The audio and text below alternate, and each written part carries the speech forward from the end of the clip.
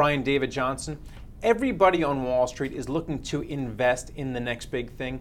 As Intel's futurist, what advice would you give them?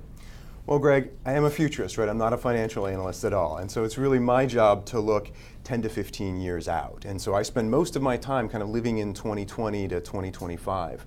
And I think for me, it's all about people. It's all about the human impact. So if you're kind of looking for the kind of next successful company or the next technology, to me, it's actually not about technology at all. It's look for the companies that are really going to meaningfully change people's lives.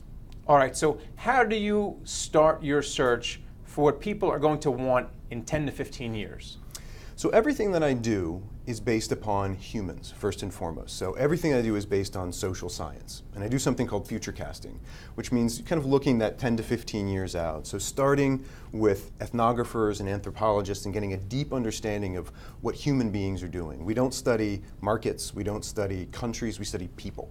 We go into their homes, we study how they live and shop and communicate and worship and get an understanding of that. And then we do the geek stuff, right? What everybody would think of with Intel, right? Really awesome technologies. And we say, well, how can we take those technologies and make people's lives better? And so we looked, how do we do that? How do we make them more efficient? How do we make them healthier? How do we make them more sustainable? And then we say, all right, let's look at the math of the future. Let's look at GDP. Let's look at the economics. Let's look at that. So we have an understanding of kind of what people will want, what the technology can do for them, and then also say, okay, what will that world look like? And then when I roughly get that idea, then I hit the road and go talk to people about it. Do you also read science fiction novels and watch Star Trek movies and see what they're saying now, but about what they think people will want in the future? So Greg, I'm a huge geek. I mean, being a futurist, would not surprise you. I love science fiction. I'm a science fiction author.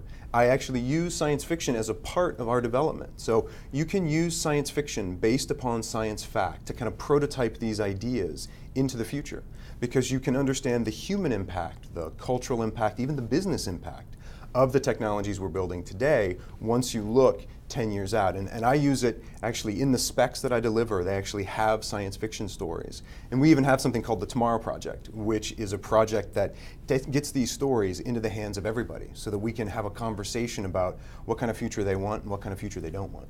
Okay, so you've read the science fiction novels, the steampunk novels, and you've been to the movies, seen a lot of great science fiction movies, you've done your research. So how do you translate that back to Intel, and what are they working on now that we may see in about 10 years?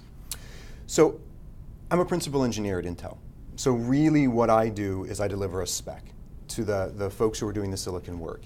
It's called an experience specification. So it goes and says, this is what the platform should be able to do in the year 2020 to 2025. And then we turn that into hardware specs and software specs and marketing things, but it's basically just a requirements document. And so what I do is I'm always looking for how people's lives and how people are interacting with technology, how that's changing. And that's one of the things that you mentioned that we've been doing with steampunk, is we have this project called Vintage Tomorrows, which really is looking at how people's relationship with technology is going to change in the future. And the thing that we learned was that people really do want something different, that when you grow up with a smartphone in your pocket, your expectations of technology are really, really different. And so we're seeing that people want their technology to have a sense of humor. Right? Humans are funny, right? We like funny things, and why wouldn't our technology have a sense of humor? Our technology should have a sense of history. I think people are kind of getting fed up with all these new models, all this new stuff, and more and more and more, that people want their technology to have a sense of history like a pocket watch that they can sort of pass around. And then finally, people want their technology to have a sense of humanity. They want it to understand me, you specifically, like you as Greg. They want it to understand you and your moods and when you're at work and when you're at home. And I think we can start to expect that. I mean, when you have more computational power, when you've got smarter software, better hardware, it can actually do that. It can actually tailor itself to you.